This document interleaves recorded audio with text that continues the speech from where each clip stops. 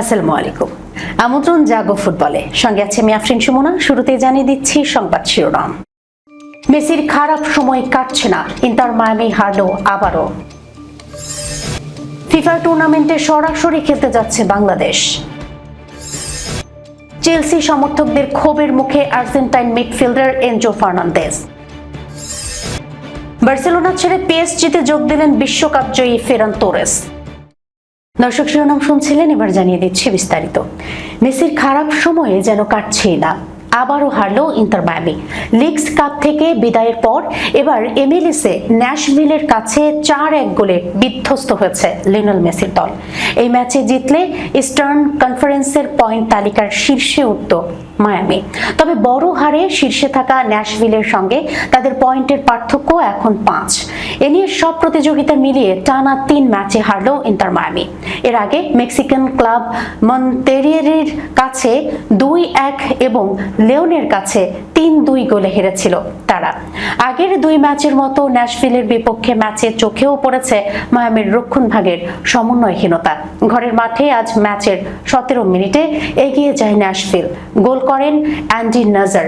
কিছুক্ষণ পর সমতায় ফেরার দারুণ সুযোগ পায় মায়ামি। 23 মিনিটে পেনাল্টি পায় তারা, কিন্তু মেসির নেওয়া শট ঠেকিয়ে দেন ন্যাশভিলের গোলরক্ষক ব্রায়ান শোয়াকে। প্রথমার্ধের যোগ করার সময়ে অবশ্য সমতায় ফেরে মায়ামি। মেসির নিখুঁত পাস থেকে গোল করেন তেলাস্কো সেগোভিয়া। ডান পায়ে দুর্দান্ত শটে বল জালে জড়ান ভেনেজুয়েলার এই মিডফিল্ডার। তবে বিরতির পর পুরোপুরি বদলে যায় ম্যাচের চিত্র। দ্বিতীয়ার্ধের প্রথম 11 মিনিটেই 2 গোল করে ন্যাশভিল।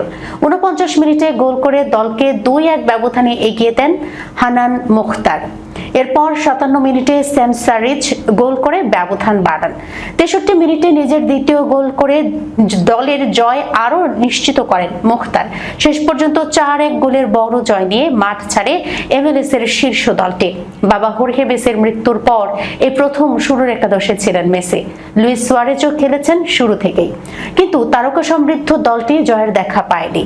মেসি একটি গোলে সহায়তা করলেও তার পেনাল্টি মিসে দল ভুগেছে। 59 মিনিটে দেখেছেন হলুদ কার্ডও। যোগ করার সময় অবশ্য গোলের খুব কাছাকাছি গিয়েছিলেন মেসি। পরপর 2টি শট পোস্টে লাগে। এরপর ডান পায়ের শটে বল জালে জড়ালেও অফসাইডের কারণে গোলটি বাতিল হয়। ফিফা টুর্নামেন্টে সরাসরি খেলতে যাচ্ছে বাংলাদেশ। দক্ষিণ এশীয় ফুটবলের গণ্ডি পেরিয়ে এবার আসিয়ান অঞ্চলের টুর্নামেন্টে খেলতে যাচ্ছে বাংলাদেশ জাতীয় ফুটবল দল। বিশ্ব ফুটবলের সর্বোচ্চ নিয়ন্ত্রক সংস্থা ফিফার অর্থায়নে ইন্দোনেশিয়ায় বসতে যাওয়া আসন্ন আসিয়ান কাপে ভারতের জায়গায় শেষ মুহূর্তে সরাসরি খেলার সুযোগ পাচ্ছে লাল সবুজের প্রতিনিধিরা।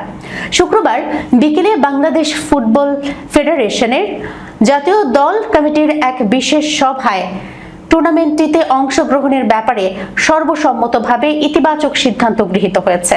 আন্তর্জাতিক এই টুর্নামেন্টে অংশগ্রহণের মাধ্যমে বাফুফের উপর কোনো আর্থিক চাপ সৃষ্টি হচ্ছে না। আয়োজকদের পক্ষ থেকেই অংশগ্রহণকারী দলগুলোকে বিশেষ অর্থ সহায়তা দেওয়া হবে। এছাড়া ফুটবলারদের যাতায়াত, থাকা, খাওয়া সহ সব ধরনের আবাসন খরচই বহন করবে আয়োজক কর্তৃপক্ষ। ফলে বাফুফেকে কোনো বড় অর্থ খরচ করতে হচ্ছে না বলে নিশ্চিত করেছেন জাতীয় দল কমিটির একাধিক সদস্য। মূলত ভারতের নাটকীয় সিদ্ধান্তের কারণেই সুযোগের নতুন দুয়ার খুলেছে বাংলাদেশের সামনে। আসিয়ান কাপের প্রাথমিক আমন্ত্রণে বাংলাদেশের নাম না থাকলেও দক্ষিণ এশিয়া থেকে ভারত আগেই তালিকায় ছিল। তবে 3 অক্টোবরের ব্রাজিল ম্যাচের প্রস্তুতিতে বাড়তি মনোযোগ দিতে হঠাৎ করেই আসিয়ান থেকে নিজেদের নাম প্রত্যাহার করে নেয় অল ইন্ডিয়া ফুটবল ফেডারেশন। ভারতের এই শূন্য আসনেই শেষ মুহূর্তে কপাল খুলেছে লাল সবুজদের। উল্লেখ্য, আগামী সেপ্টেম্বরে ঢাকায় নিজস্ব উদ্যোগে আন্তর্জাতিক টুর্নামেন্ট আয়োজন কিংবা ওই একই সময়ে কিরগিজস্তান আমন্ত্রিত হয়ে খেলতে যাওয়ার 2 পরিকল্পনা নিয়ে বাফুফে বেশ দ্বিধাদ্বন্দ্বে ছিল।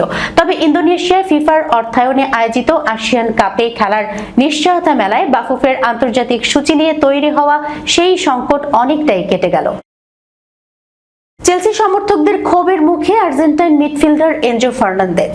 নতুন মৌসুম শুরুর আগে প্রাক মৌসুম প্রস্তুতির শেষ ম্যাচে শনিবার স্ট্যামফোর্ড ব্রিজে স্প্যানিশ ক্লাব রিয়াল সোসিয়েদাদকে 3-1 ব্যবধানে হারিয়েছে চেলসি। তবে জয়ের আনন্দ ছাপিয়ে সমর্থকদের আচরণে তৈরি হয়েছে অস্বস্তি। ম্যাচে নিজেদের তারকা মিডফিল্ডার এনজো ফার্নান্দেজকে লক্ষ্য করে দুয়ো ধ্বনি দিয়েছেন চেলসি সমর্থকদের একটি অংশ। এদিন ম্যাচের 64তম মিনিটে অধিনায়ক রিচ জেমসের বদলি হিসেবে মাঠে নামেন ফার্নান্দেজ। জেমস মাঠ ছাড়ার সময় অধিনায়কত্বের আর্মব্যান্ডটি তার হাতেই তুলে দেন। ফরাসি গণমাধ্যম RMCর প্রতিবেদনের বরাত দিয়ে সংবাদ মাধ্যম goal.com জানিয়েছে, এই আর্জেন্টাইন মিডফিল্ডার মাঠে নামার সঙ্গে সঙ্গে গ্যালারির একাংশ থেকে শুরু হয় দুয়োধ্বনি। বিশ্বকাপ শেষে চেলসির জার্সিতে এটিই ছিল ফার্নান্দেজের প্রথম ম্যাচ। অবশ্য সব সমর্থক নেতিবাচক প্রতিক্রিয়া দেখাননি। সমর্থকদের একটি অংশ এনজোকে করতালি দিয়ে স্বাগত জানান। ম্যাচ যত গড়ায় দুয়োধ্বনিও ততই কমে আসে। স্কাই স্পোর্টস জানিয়েছে, খেলার এক পর্যায়ে গ্যালারির সেই ক্ষোভের জায়গা দখল করে নেয় ওহ এনজো ফার্নান্দেজ স্লোগান। এই নেতিবাচক অভ্যর্থনার পেছনে মূলত কাজ করেছে সমর্থকদের ক্ষোভ। চেলসি এই মৌসুমে চ্যাম্পিয়ন্স লিগে যোগ্যতা অর্জনে ব্যর্থ হওয়ার পর গুঞ্জন উঠে গ্রীষ্মকালীন দলবদলেই ক্লাব ছাড়তে চান ফার্নান্দেজ। সমর্থকদের বড় একটি অংশ এই ইচ্ছার জন্য তাকে কাঠগড়ায় তুলেছেন।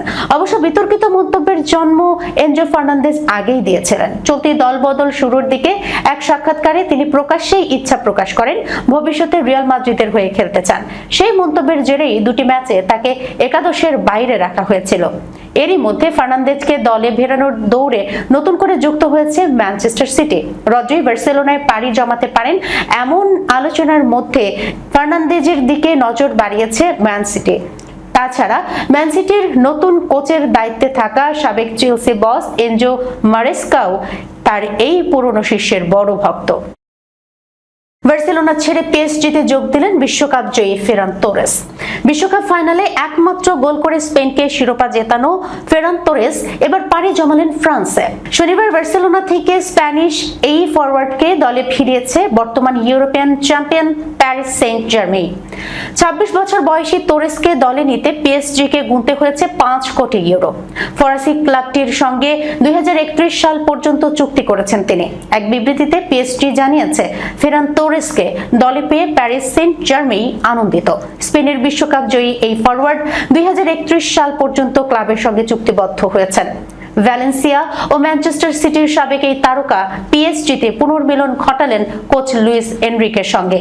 স্পেনের কোচ থাকাকালে 2020 সালে জার্মানির বিপক্ষে নেশনস লিগের ম্যাচে তোরেসকে জাতীয় দলে অভিষেক করিয়েছিলেন এনরিকে। পিএসজিতে যোগ দিয়ে উচ্ছ্বসিত তোরেসও।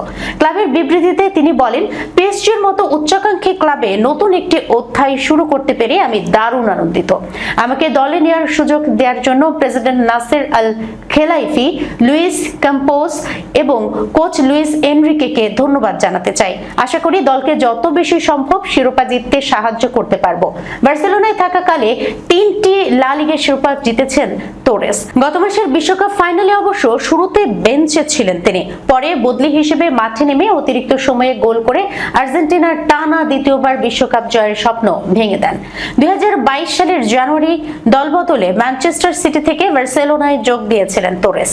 কাতালান ক্লাবটির হয়ে 4.5 মৌসুমে 207 ম্যাচে 65 গোল করেছেন তিনি। 2025 সালে কোপা দেল রের ফাইনালে রিয়াল মাদ্রিদের বিপক্ষে বার্সেলোনার জয়ের ম্যাচেও গোল করেছিলেন এই ফরওয়ার্ড। তোরেসকে বিদায় জানিয়ে বার্সেলোনা বলেছে, ব্লাউগ্রানার হয়ে গত 4.5 বছরে তার নিবেদন ও প্রতিশ্রুতির জন্য ক্লাব তাকে ধন্যবাদ জানাচ্ছে এবং পেশাদার ক্যারিয়ারের পরবর্তী অধ্যায়ের জন্য তার সর্বোচ্চ সাফল্য কামনা করছে। তোরেসের পিএসজিতে যোগ দেওয়ার ফলে আরেকটি বড় দলবদলের সম্ভাবনাও তৈরি হয়েছে। ফরাসি ক্লাবটিতে তার আগমনে লিভারপুলের 23 বছর বয়সী উইঙ্গার ব্র্যাডলি বারকোলাকে দলে ফেরানোর আশা আরও বাড়তে পারে। বিশ্বকাপে ফ্রান্সের হয়ে নজর কেড়েছেন বারকোলা। তাকে দলে নিতে পিএসজির সঙ্গে কয়েক সপ্তাহ ধরে আলোচনা চালিয়ে যাচ্ছে লিভারপুল।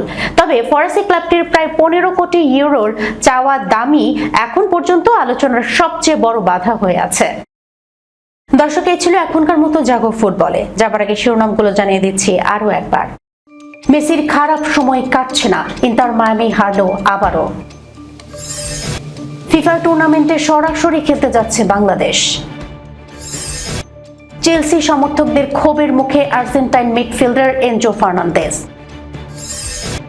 বার্সেলোনা ছেড়ে পিএসজিতে যোগ দিলেন বিশ্বকাপ জয়ী ফেরান তোরেস। এখনকার মতো এই পর্যন্তই। এতক্ষণ পর্যন্ত যারা সঙ্গে ছিলেন সবাইকে ধন্যবাদ। আল্লাহ হাফেজ।